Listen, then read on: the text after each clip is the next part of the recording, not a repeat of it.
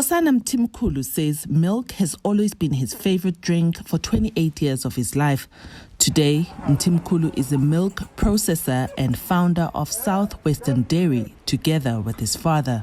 Prior to that, I was dairy farming from 2010 to about 2014. And then from 2014 to about 2017, we decided let's relook the business and see how we can get into processing instead of just farming. So this is how the dream of Southwestern Dairy started. So the dream came from my father. I just ran with it. And here we are today. We still have a long way to go. We basically want to be one of the top 5 dairy companies in the country. Southwestern Dairy processes pasteurized milk, juice and sour milk.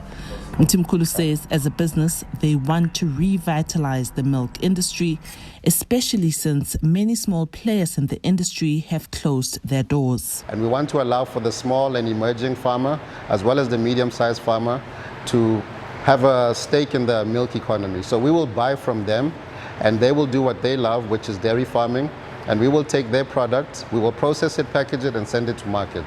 And in that way, we're creating lots of sustainable jobs, we're growing the economy, and we're allowing for emerging dairy farmers to come into the business. The company employs 7 permanent staff with the aim of hiring 500 more workers in the next 5 years.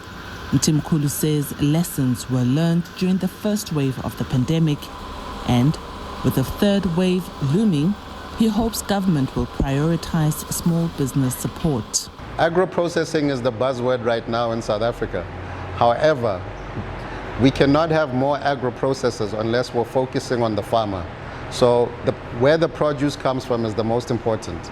So we need to have more farmers, we need to have more producers, and then only then can agro-processing survive. So we need to look at the entire value chain. So the farmer, the producer, needs to be secured, needs to be taken care of, needs to be subsidized, needs to be supported so that they can thrive and produce good quality products and produce which will come to the processors like us, and we will add value to that and send it to the market.